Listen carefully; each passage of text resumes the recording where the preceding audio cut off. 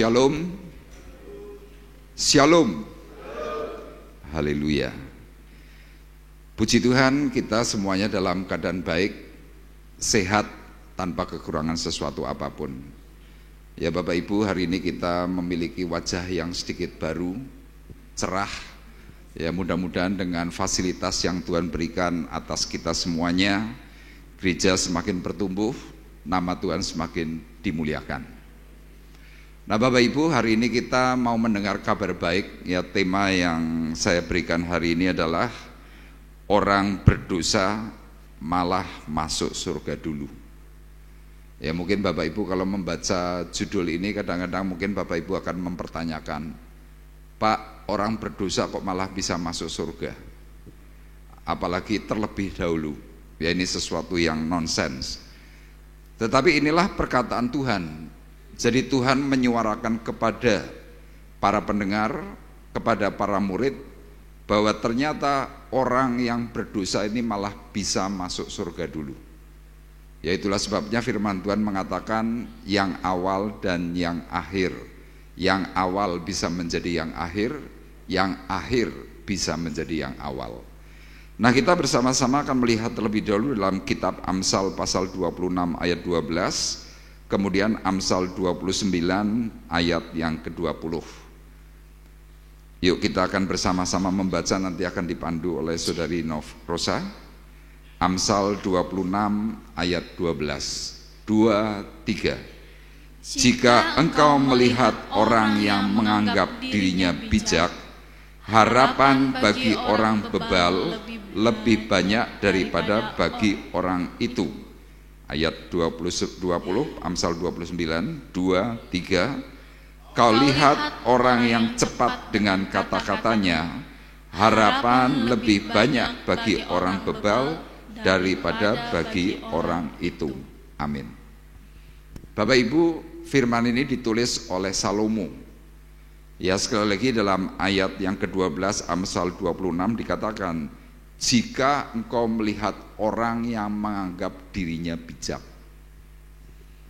Ya kadang-kadang kita ketemu dengan orang yang merasa bahwa aku yang paling baik, aku yang paling bijaksana, aku yang paling rohani.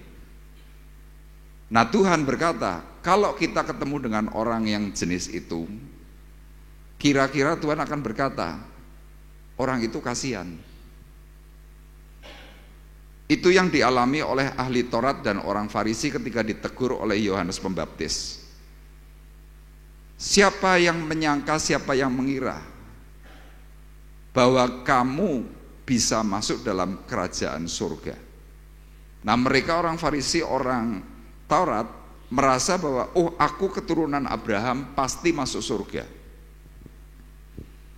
Nah kalau ada orang-orang tertentu bahwa karena aku sudah pelayanan, aku sudah hidup di dalam gereja sekian puluh tahun, aku ini senior. Tuhan kemudian memberikan kata-kata harapan bagi orang bebal. Ya bebal itu artinya melebihi bodoh.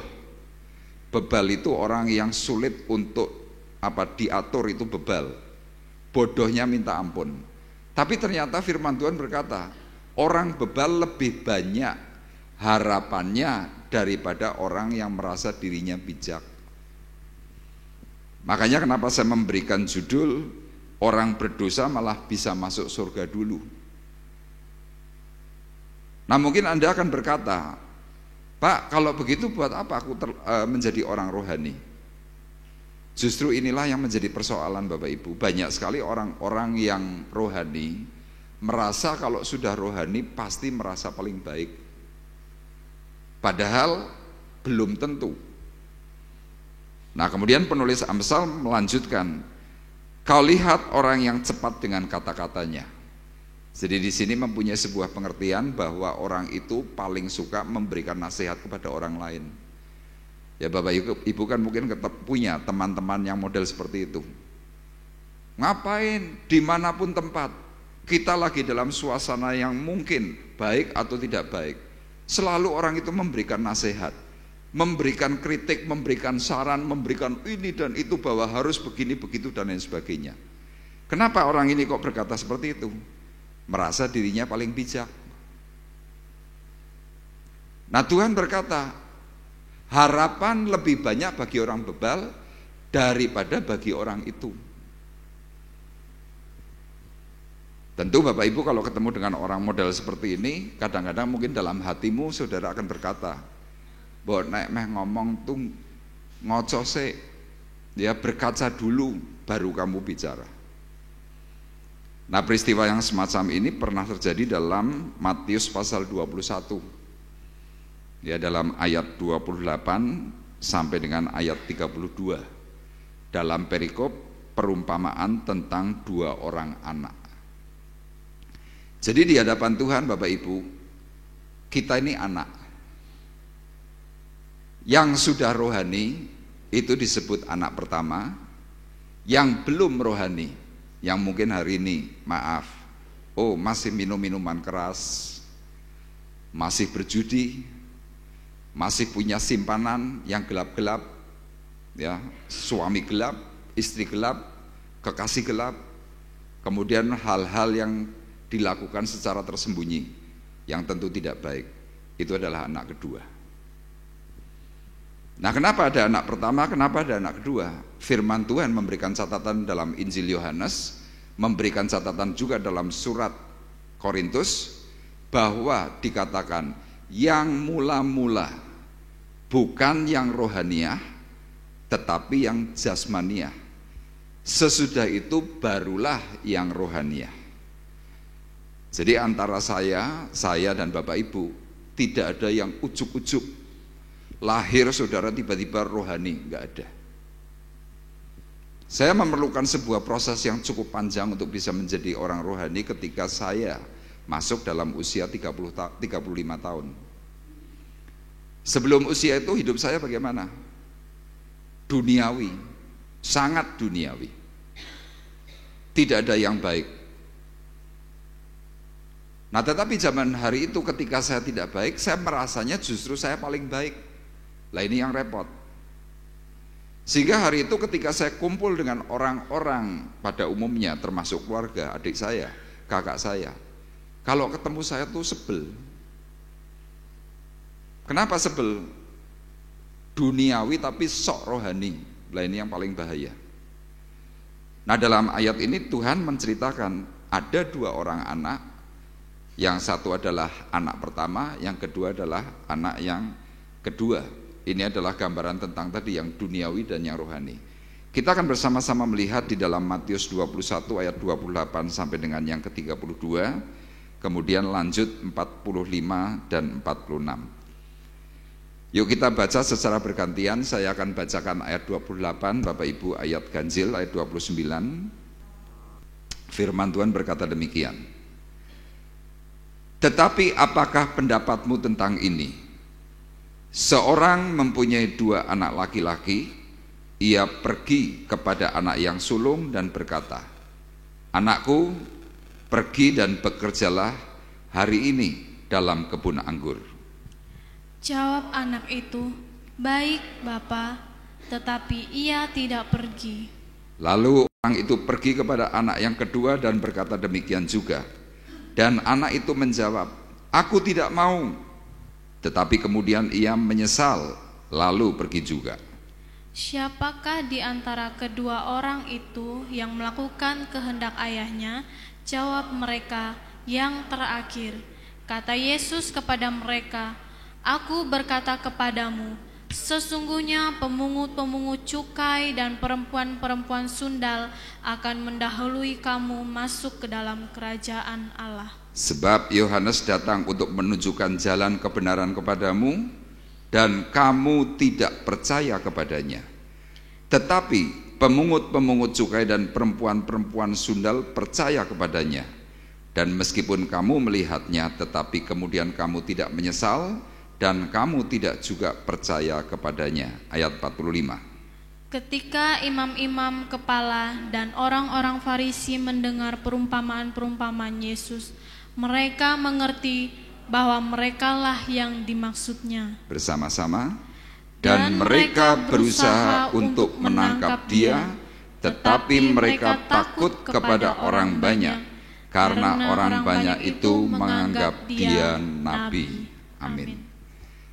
Nah Bapak Ibu, tema yang saya berikan itu saya kutip dari ayat 31. Firman Tuhan berkata, kata Yesus kepada mereka, Aku berkata kepadamu, sesungguhnya pemungut-pemungut cukai dan perempuan-perempuan sundal akan mendahului kamu masuk dalam kerajaan Allah. Ya, jadi ini yang namanya orang berdosa bisa terlebih dahulu masuk dalam surga.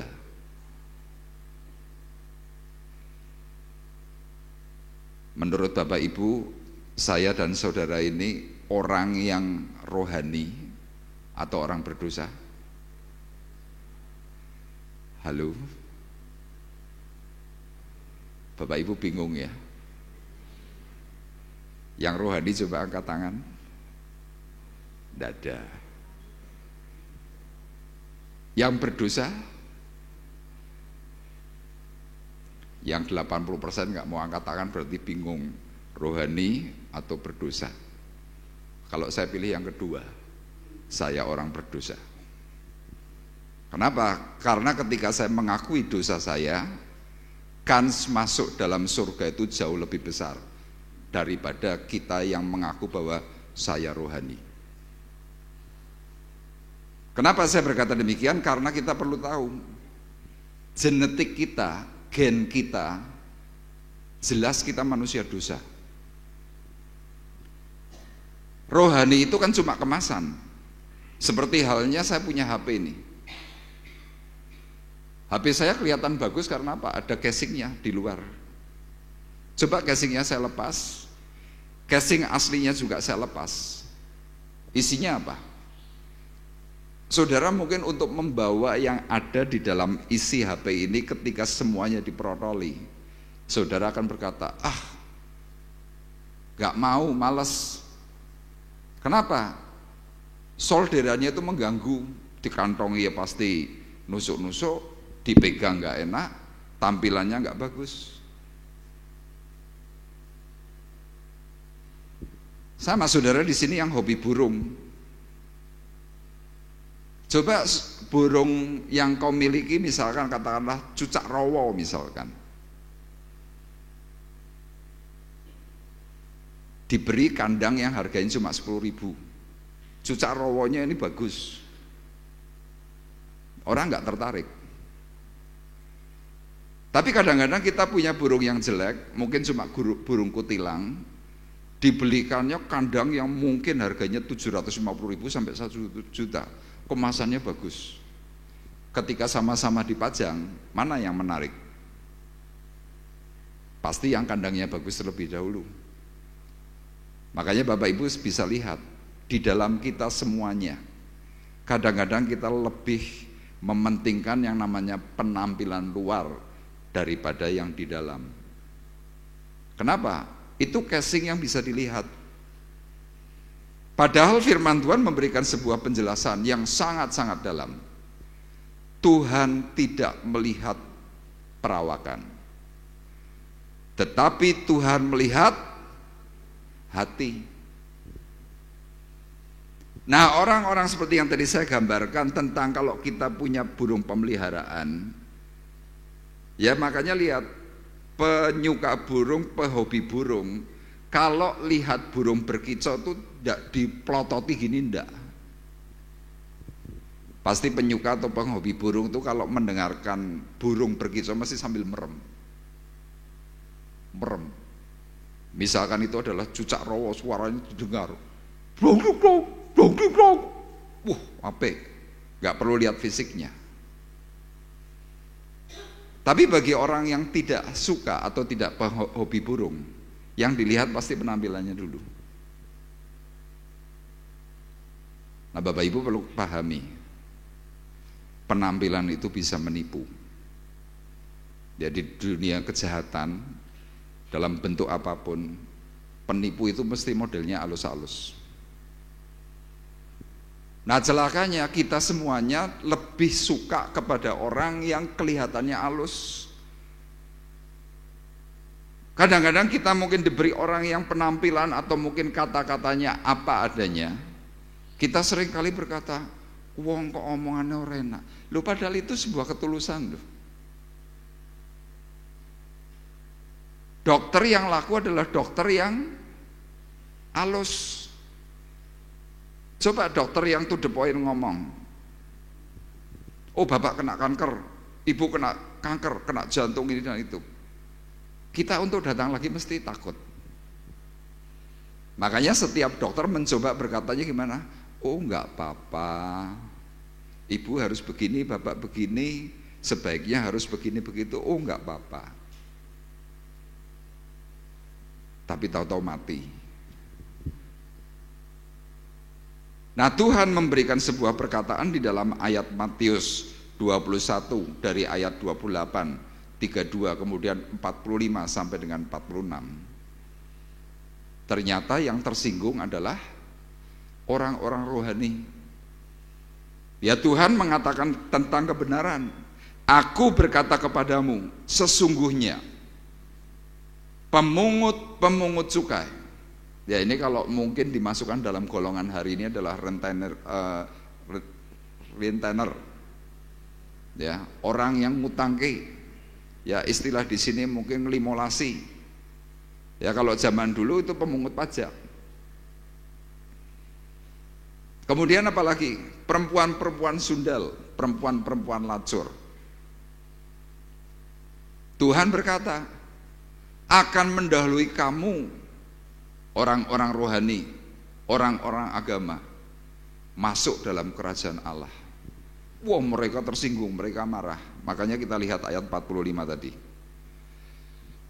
Ketika imam-imam kepala dan orang-orang Farisi mendengar perumpamaan Yesus, mereka mengerti bahwa merekalah yang dimaksudkannya dan mereka berusaha untuk menangkap dia. Orang agama, orang rohani tersinggung. Makanya kalau kita sampai mendengar suara firman Tuhan di dalam gereja, kita mulai tersinggung, kita tahu siapa diri kita, enggak usah dijelaskan. Kenapa mereka tersinggung? Ya tadi, merasa sudah baik, merasa sudah yang paling benar. Terima khotbah apapun, mereka jengkel, enggak suka. Mereka terima kebenaran Allah, mereka coba kotak-katik.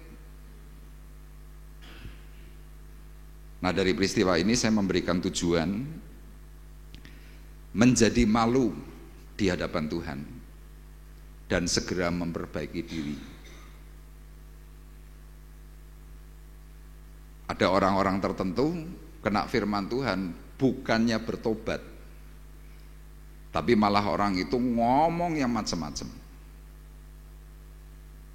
Makanya orang yang bisa mengalami sebuah hadirat Allah, mengalami perjumpaan dengan Allah, ketika mendengar suara firman Tuhan mereka respon dengan baik, dan dalam hati nggak usah ngomong kanan dan kiri, langsung ngomong, Tuhan itu aku,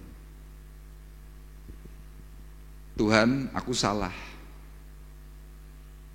Tapi kalau sampai kita tidak mau berkata kepada Tuhan ini aku, malah kita kadang-kadang, ya ini seringkali dalam gereja, pasangan suami istri duduk bareng atau mungkin di situ ada teman yang lain, waktu dengar firman Tuhan kakinya nendang, ki kowe salah. Firman Tuhan itu untuk pribadi, bukan untuk orang lain. Jadi kalau dengar suara firman Tuhan, ya firman itu buat saya, firman Tuhan buat Anda masing-masing.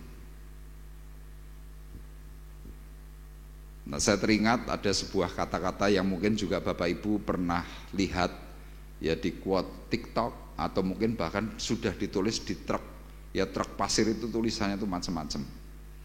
Saya waktu itu sempat, karena tulisannya memang bagus, saya foto itu yang di truk pasir. Kata-katanya seperti ini. Ketika iblis gagal membuat orang menjadi jahat, maka dia, iblis, akan membuat orang itu merasa paling baik. Maka keadaan orang itu akan menjadi semakin buruk, karena orang yang sudah merasa baik tidak pernah mau dengar nasihat. Jadi sekarang kerja iblis nggak berarti, oh Anda jadi perampok. Iblis berkata, oh itu kuno. Iblis tidak menjadikan Anda pecandu, tidak menjadikan Anda pezina, tapi iblis menjadikan Anda orang yang merasa paling baik. Tapi sesudah itu, orang itu akan semakin jahat. Kenapa? Tidak bisa dengar perkataan Tuhan, tidak bisa dengar kata nasihat. Maka celakalah orang itu. Nah Bapak Ibu, kita akan bersama-sama eksposisi dalam Injil Matius 21 ayat 28 sampai 32. Ya, mengapa kita perlu malu dan harus segera memperbaiki diri. Yang pertama kita akan lihat dalam Matius 28 ayat 32 tadi yang sudah kita baca. Ya, mengapa kita harus menjadi malu di hadapan Tuhan? Dan mengapa kita kok bisa nanti masuk dalam surga terlebih dahulu? Yang pertama karena hidup kita ini selalu diperhatikan oleh Tuhan. Itu selalu. Jadi saudara dan saya itu setiap hari, ya setiap detik, apapun perilakumu, baik atau jahat, termasuk yang tadi diceritakan tentang anak pertama dan anak kedua, itu kan diperhatikan oleh Tuhan. Nah ketika kita diperhatikan oleh Tuhan, Tuhan yang sudah memberikan segala sesuatu kepercayaan kepada kita, Tuhan kadang-kadang kepingin, coba kalau kamu tak perintah, jalan enggak?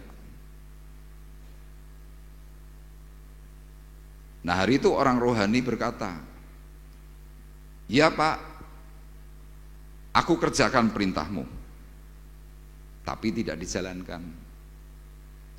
Tapi anak yang kedua dengan sangat jelas berkata, dikatakan apa? Aku tidak mau. Tetapi kemudian ia menyesal, lalu pergi juga. Nah Tuhan perhatikan bahwa engkau yang kelihatan rohani, ternyata diperintah itu cuma retorika. Makanya di sini saya tuliskan sebuah tamparan yang keras buat orang-orang yang merasa rohani. Kenapa? Karena oleh Yesus dirinya itu diperbandingkan dengan orang berdosa. Ya coba Bapak Ibu yang sudah biasa sering ke gereja kemudian dibandingkan dengan seorang yang mungkin hidupnya masih ngawur ndak karuan. Saudara mungkin akan langsung berkata, ojo kumpul karo wong kuwi. Sikapnya dari dulu nggak berubah-ubah. Tapi Tuhan mau ingatkan tadi, sejahat-jahatnya orang, contohnya Rasul Paulus, dulu namanya Saulus. Dia ketika mengalami sentuhan dari Tuhan, hidup yang paling bobrok, hidup yang paling jelek, hidup yang tidak punya aturan. Ngerti-ngerti begitu Tuhan menangkap, terjadi sebuah perubahan besar. Nah jelas kita semuanya yang hari ini rohani atau tidak rohani, perilaku kita ini terlihat, semuanya kelihatan, tidak ada sesuatu yang tersembunyi. Nah celakanya orang yang merasa rohani kadang-kadang apa? Menghakimi orang lain. Ya 2 minggu yang lalu saya sudah sampaikan bahwa ada orang Farisi, ada ahli Taurat, ketemu dengan wanita pelacur yang mengurapi kaki Yesus. Dikatakan apa? Ketika orang Farisi yang mengundang Yesus melihat hal itu, ia berkata dalam hatinya, jika ia nabi tentu ia tahu siapa orang perempuan yang menjamahnya. Tentu ia tahu bahwa perempuan itu adalah seorang pendosa. Jadi kadang-kadang lihat, kita yang sudah merasa rohani kan kalau melihat orang Tuhan curiga.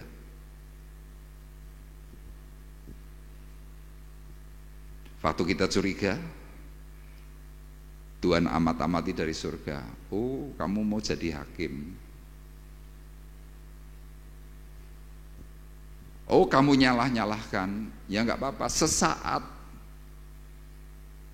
Orang itu kelihatannya aman, sesaat. Tapi kita lihat sekarang dalam Matius 12 ayat 35 sampai dengan 37. Tolong dibacakan. Bisa ditampilkan? Begini firman Tuhan, orang yang baik mengeluarkan hal-hal yang baik dari perbendaharaannya yang baik, dan orang yang jahat mengeluarkan hal-hal yang jahat dari perbendaharaannya yang jahat. Tetapi aku berkata kepadamu, setiap kata sia-sia yang diucapkan orang harus dipertanggungjawabkannya pada hari penghakiman. Karena menurut ucapanmu engkau akan dibenarkan, dan menurut ucapanmu pula engkau akan dihukum. Iya. Mungkin bisa ditampilkan PowerPoint yang kecil aja. Ya, atau ini aja. Matius 12 ayat 35 sampai 37. Sekali lagi, orang yang baik mengeluarkan hal-hal yang baik dari perbendaharaannya yang baik. Orang yang jahat mengeluarkan hal-hal yang jahat dari perbendaharaannya yang jahat. Jadi kalau Bapak Ibu perhatikan ayat ini, kalau ada orang yang mencela hidupmu, orang itu mungkin sebagai pengkritik, orang itu mungkin sebagai apa? Ya merasa yang paling baik.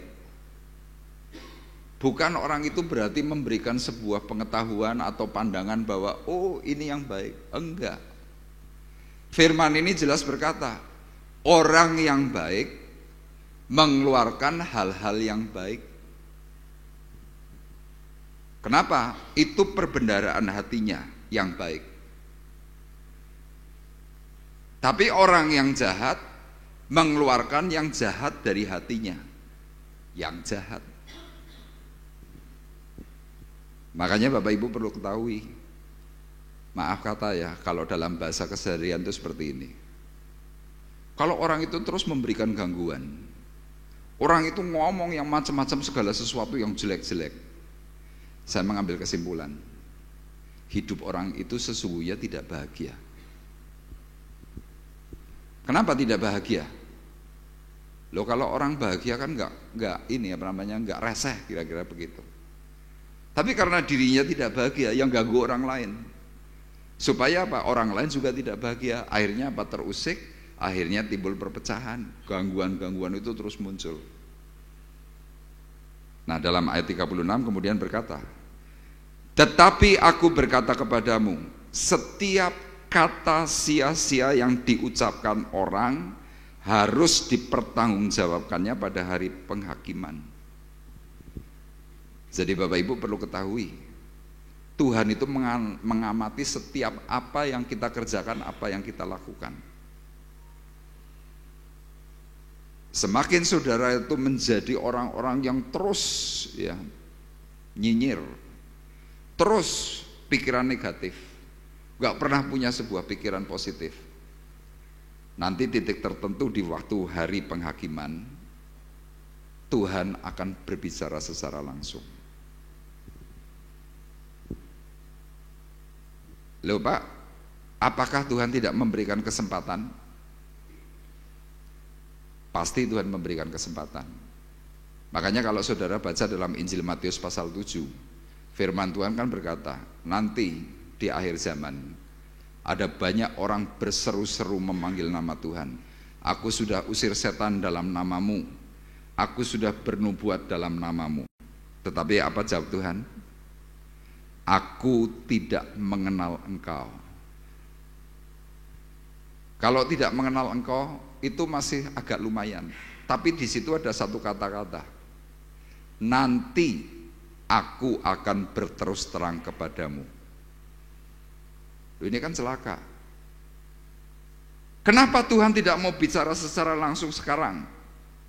Kenapa Tuhan ngomongnya nanti aku akan berterus terang kepadamu? Iya, karena hari ini kita ini sedang diberi kesempatan oleh Tuhan. Jadi saya mau sampaikan kepada Bapak Ibu, kalau hatimu punya problem, hatimu selalu bermasalah, engkau selalu mungkin satu dengan yang lain saling benci, saling nggak baik, akhirnya kamu tuh nyinyir, omongannya nggak enak. Pasti dalam perjalanan keseharian Tuhan nanti izinkan sesuatu muncul. Kalau ini tidak menjadikan kau bertobat, Seperti kata saya tadi, nanti aku akan berterus terang kepadamu. Apa yang Tuhan katakan? Aku tidak kenal kamu. Lanjutannya apa? Hai kamu semua pembuat kejahatan. Loh, mungkin hari ini kita nggak berzina, kita nggak judi, kita nggak narkoba, kita bukan pemabuk. Iya, itu kan tindakan luar. Tapi kalau hatimu masih nggak beres, Tuhan berkata, hai kamu pembuat kejahatan. Lah kalau pembuat itu kan kalau dalam bahasa Inggris kan memakai kata apa? Made in. Jadi pembuat. Made in China, made in Amerika. Lah kalau kita sampai dicap oleh Tuhan, berkatanya apa? Made in, itu kan punya pabrik. Pabrik kejahatan. Jadi kalau kita mempelajari setiap detail perkataan firman Tuhan, harusnya Bapak Ibu, kita ini harus ngeri loh. Makanya kenapa kita perlu malu? Kenapa kita harus cepat-cepat harus segera memperbaiki diri? Karena ternyata mata Tuhan terus memperhatikan apa yang kita lakukan, termasuk tadi anak pertama, anak kedua. Loh, kamu ngomong iya, tapi enggak kamu jalankan. Jadi ini alasan yang pertama kenapa orang rohani bisa ketinggalan untuk masuk dalam kerajaan surga. Itu yang kalau orang Jawa bilang, nggih mboten kepanggih. Iya tapi enggak ngerjakan. Itu yang pertama. Kemudian hal yang kedua, mengapa kita harus menjadi malu di hadapan Tuhan? Karena yang kedua, kita ini hanya bicara bukan menjadi pelaku. Yuk kita lihat ayat 28 dan ayat 29. Ya, Matius 21 ayat 28 dan 29. Bisa ditampilkan ayatnya? Kalau nggak bisa, tolong PowerPoint yang kedua aja. Bapak Ibu membawa HP yang ada Alkitabnya? Yuk kita lihat supaya ini masih baru jadi agak kikuk cara mengerjakannya. Bapak Ibu bisa membuka HP atau mungkin Alkitab yang Bapak Ibu bawa, Matius 21 ayat 28 dan 29. Tetapi apakah pendapatmu tentang ini? Seorang mempunyai 2 anak laki-laki, ia pergi kepada anak yang sulung dan berkata, anakku, pergi dan bekerjalah hari ini dalam kebun anggur. Jawab anak itu, baik Bapak, tetapi ia tidak pergi.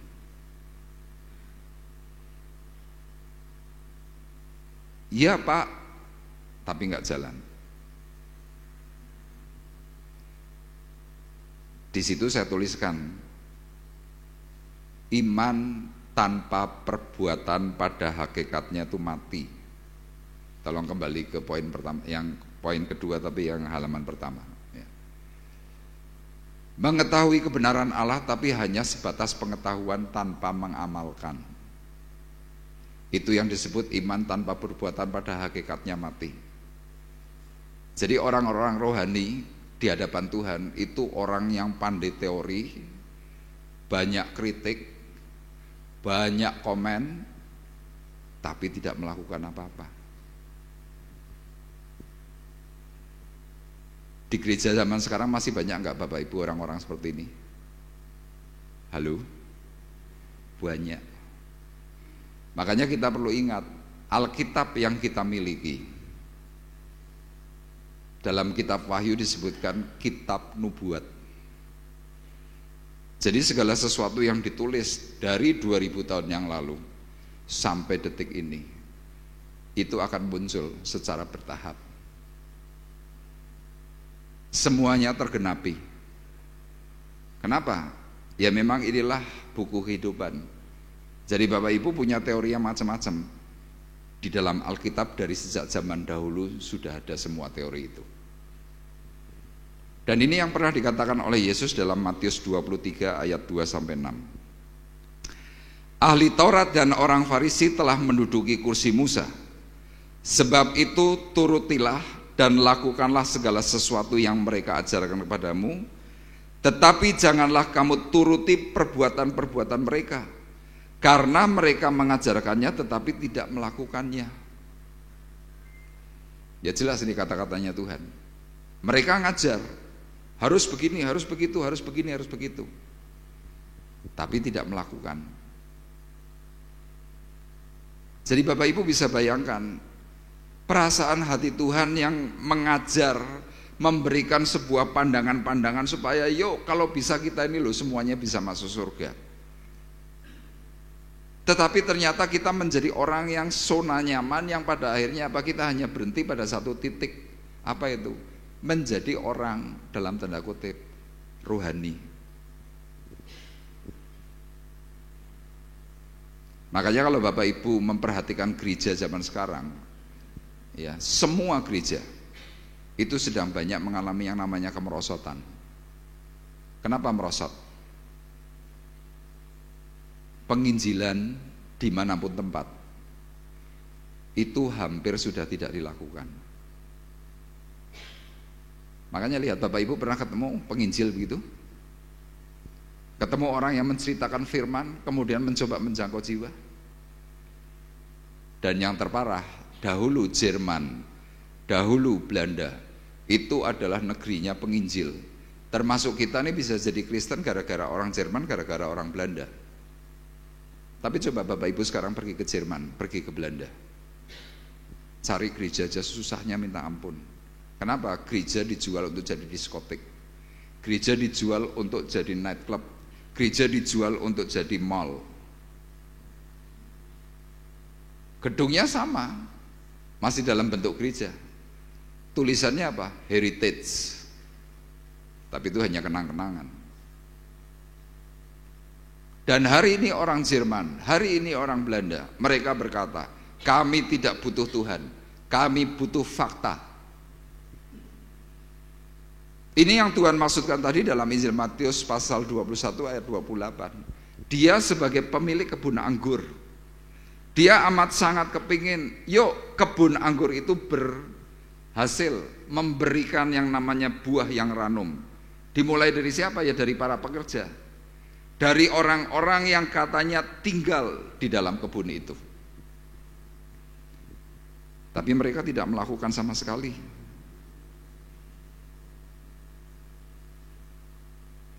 Sampai pada akhirnya muncul sebuah cerita.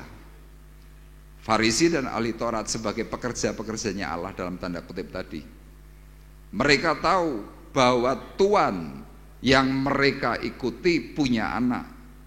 Tapi karena mereka takut soal warisan, yang terjadi apa? Anaknya dibunuh, Yesus dibunuh. Jadi kalau Bapak Ibu sampai di titik ini dalam poin kedua, ya kita hanya pandai bicara tetapi tidak pernah menjadi pelaku.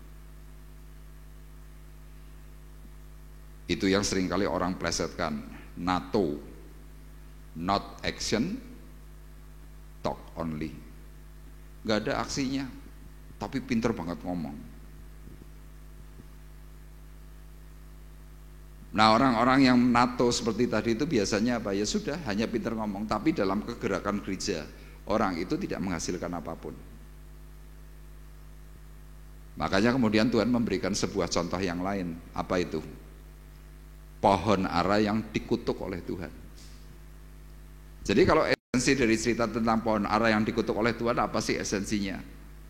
Pohon itu bertumbuh hijau daunnya, tapi waktu Tuhan mau cari buahnya, dicari, loh kok nggak ada buahnya. Tuhan kemudian berkata apa? Terkutuklah pohon ara, mati pohonnya. Pohon ara itu tumbuhnya di mana? Di kebun anggur. Ya ini sebuah hal yang apa? Kontradiksi. Pohon ara ya tumbuhnya di kelompok pohon ara. Pohon anggur ya tumbuhnya ya semuanya pohon anggur. Tapi ini ada, Tuhan izinkan di kebun anggur tumbuh pohon ara. Yaitu sebuah gambaran. Kita diizinkan oleh Tuhan menikmati segala sesuatu yang baik. Tetapi ketika Tuhan sedang mencari, Tuhan butuh orang itu, tidak menghasilkan tebang. Ini yang kedua. Dan yang terakhir, mengapa kita harus menjadi malu di hadapan Tuhan? Yang terakhir, karena Tuhan itu senang dengan orang yang bertobat. Anak kedua ini adalah anak yang dahulu rusak, dulu penjahat, perilakunya tidak ada yang baik. Tapi kemudian dia masuk dalam pertobatan. Kemarin slide yang tadi Bapak Ibu lihat di slide pertama, itu yang bikinkan dari Gereja Pusat. Orang itu bertanya kepada saya, Pak Arif, orang kalau membaca orang berdosa malah masuk surga dulu, ini bisa salah persepsi loh Pak. Saya bilang, ya memang. Makanya perlu mendengarkan dahulu. Lah kalau nanti yang tidak datang tapi cuma baca judulnya gimana? Ya itu kan persepsi orang itu. Makanya di sini kita perlu tahu, kenapa orang berdosa bisa masuk dalam kerajaan surga dulu? Karena ada pertobatan. Jadi anak kedua ini sebagai anak yang nakal, anak yang dahulu ini merusal, hidupnya enggak karu-karuan, kemudian bertobat, awal diberi sebuah perintah, ayo kamu kerja, aku enggak mau.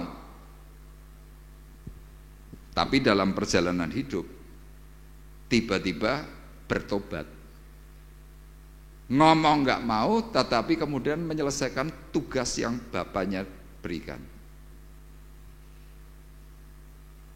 Makanya saya berkata kepada Bapak Ibu, berbahagialah orang yang mendengarkan firman Tuhan. Kenapa harus berbahagia? Karena kita bisa mengerti esensi hidup kita.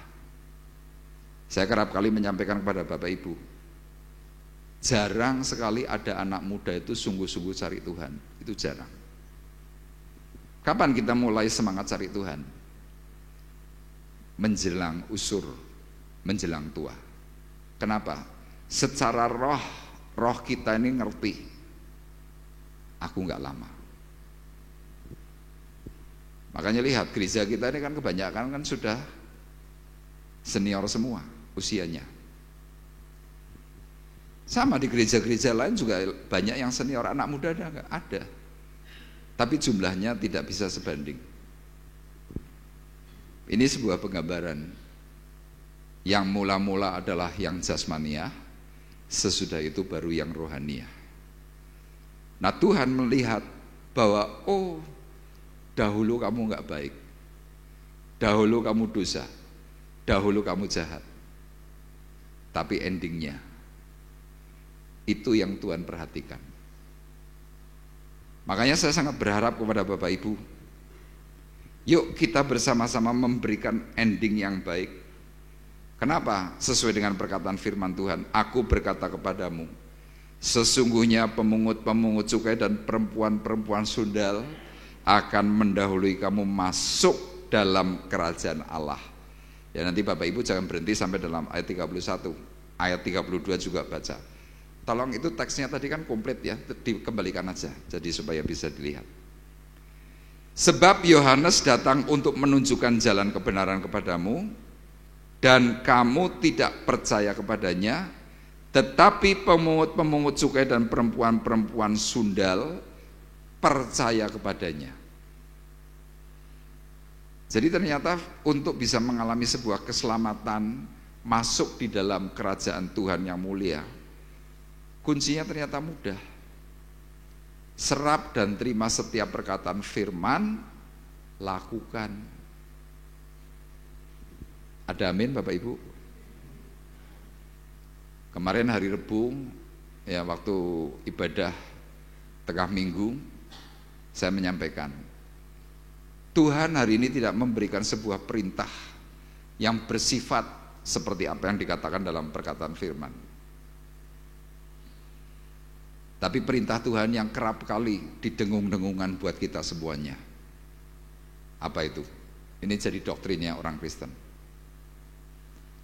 Ampunilah orang yang, Bapak Ibu masih ada di tempat ini, ampunilah orang yang bersalah kepadamu. Itu doktrin loh Bapak Ibu. Itu kan perintah.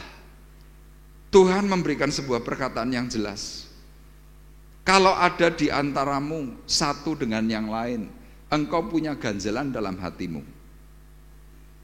bereskan terlebih dahulu, barulah datang kepada Tuhan.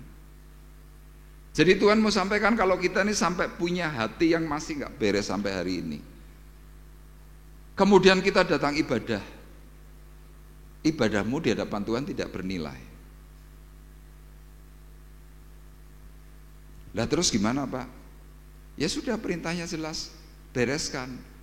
Nah ketika kita beres di hadapan Tuhan, seperti poin 3 ini, Tuhan itu senang dengan orang yang bertobat, melepaskan sakit hati, melepaskan kecewa, melepaskan benci di hadapan Tuhan. Oh kamu bertobat.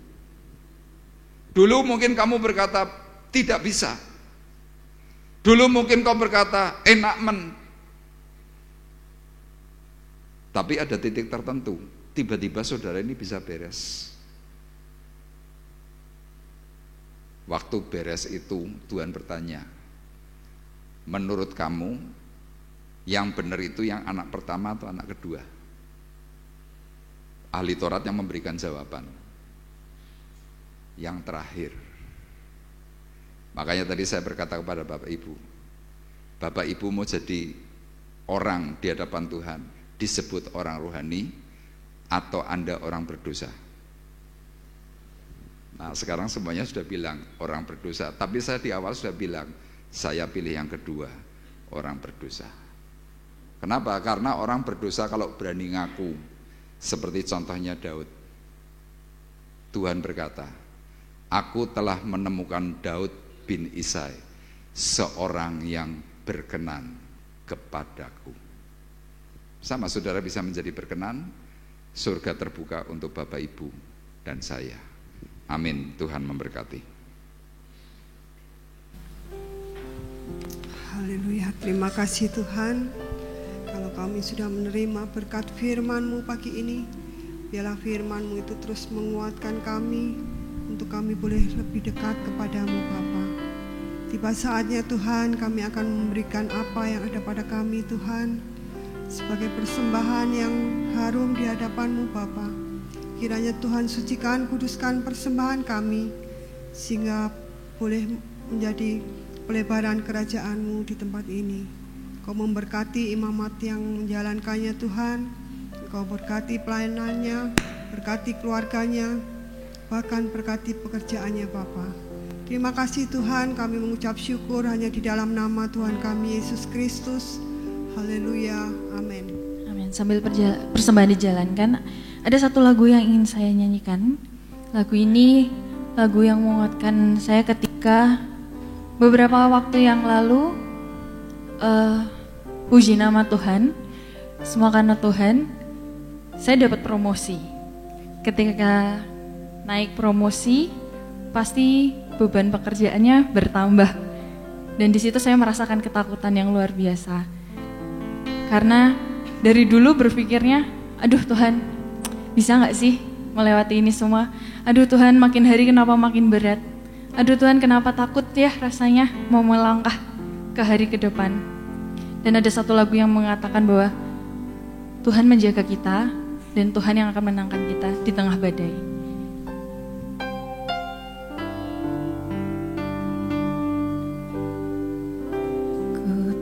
Kutemukan ketenangan saat diam di hadirat-Mu.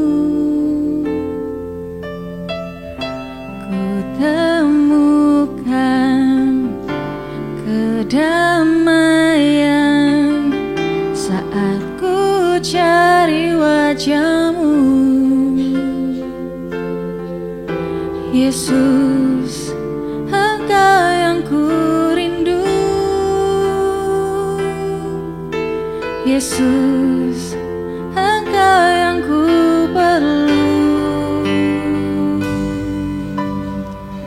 Kau sumber tenangku di tengah badai, Kau sumber kuatku saat ku tak mampu. Kau pegang tanganku dan berkata, jangan takut. Kau menjagaku. Lagu ini mengatakan, Engkau sumber tenangku di tengah aku takut, Tuhan, dan Engkau sumber kuatku saat aku gak mampu berjalan. Dimana saat kita mencari ketenangan nama Tuhan, saat kita mau diam di hadirat Tuhan, kita akan menemukan semua itu.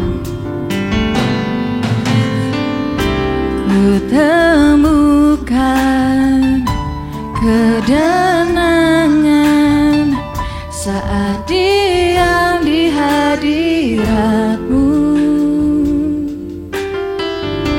Ku temukan kedamaian saat ku cari wajah-Mu. Yesus, Engkau yang ku rindu. Yesus, Engkau yang ku perlu. Kau sumber tenangku di tengah badai, Kau sumber kuatku saat ku tak mampu. Kau pegang tanganku dan berkata, jangan takut. Kau menjagaku. Puji nama Tuhan. Semoga lagu ini bisa memberkati. Siapa tahu nanti kalau Bapak Ibu sekalian merasa sedang bingung, sedang ketakutan, bisa mendengarkan lagu ini. Judulnya Kau Menjagaku. Nah, kita akan bersama-sama mengakhiri perjumpaan ibadah kita pagi hari ini. Saya mengundang Bapak Ibu untuk bangkit berdiri. Kita akan berdoa. Kami bersyukur kepada Tuhan karena Tuhan hidup.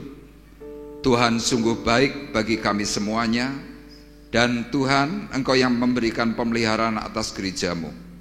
Tuhan, kalau Engkau sudah memberikan sarana, kami mempercayai Engkau juga akan mengirimkan jiwa-jiwa yang baru untuk gereja di tempat ini, sehingga gereja di tempat ini semakin bertumbuh, dan pertumbuhan itu untuk kemuliaan bagi nama Tuhan. Tuhan, kami bersyukur untuk rekan-rekan sidang jemaat, bahkan seluruh kontributor yang memberikan persembahan yang terbaik untuk pengadaan Videotron. Hamba-Mu berdoa Tuhan, supaya segala hal yang mereka sudah taburkan, Engkau akan kembalikan berkali lipat, berlimpah-limpah, sehingga mereka boleh mengerti Tuhan, ketika mereka menabur, Tuhan yang akan membalaskannya, melalui keuangan, melalui keluarga, bahkan melalui usaha pekerjaan yang mereka miliki. Mereka juga semakin bertambah-tambah, dan pertambahan itu untuk kemuliaan bagi nama Tuhan. Kami juga bersyukur Tuhan, kalau hari ini ada beberapa rekan kami yang berulang tahun, untuk Clarista, untuk Yuliana, untuk Pak Ananto, dan juga untuk Vanessa. Tuhan, hamba-Mu berdoa supaya kekuatan, kesehatan, hikmat, pengertian, Tuhan, bahkan hal-hal yang baik turun atas mereka semuanya. Sepanjang hari pemeliharaan kasih setia Tuhan ikut di dalam kehidupan mereka, dan mereka boleh setiap saat memuji dan mempermuliakan nama Tuhan. Kami pagi hari ini terus berdoa Tuhan untuk sidang jemaat Tuhan yang sakit, secara khusus Tuhan untuk Pak Woto, untuk Ibu Harsi, supaya Engkau tolong, Engkau jamah. Tuhan, kami tidak pernah jemu berdoa untuk mereka yang sakit. Tuhan, kiranya menolong Pak Woto dan juga Ibu Harsi, supaya zaman kasih Tuhan memberikan kekuatan yang baru. Kami terus juga berdoa Tuhan untuk Pak Wondo, supaya Engkau juga memberikan kesehatan yang terhilang. Engkau beri kekuatan, beri kesehatan, sehingga dia boleh kembali bersama-sama kami Tuhan untuk datang memuji dan beribadah kepada Tuhan. Kami berdoa Tuhan untuk anak-anak kami yang bersekolah di dalam kota maupun yang di luar kota. Kiranya Tuhan menolong, Tuhan memberkati, bahkan Tuhan mencukupkan segala sesuatunya, termasuk Tuhan untuk biaya di mana mereka bersekolah. Tuhan, Engkau yang akan memberikan dengan cara yang heran. Kami berdoa Tuhan untuk rekan-rekan kami yang sedang mencari usaha, mencari pekerjaan, kiranya Engkau juga memberkati.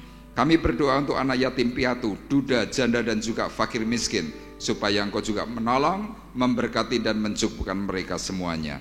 Kami berdoa untuk persiapan ibadah KKR tim dari Korea di bulan Agustus.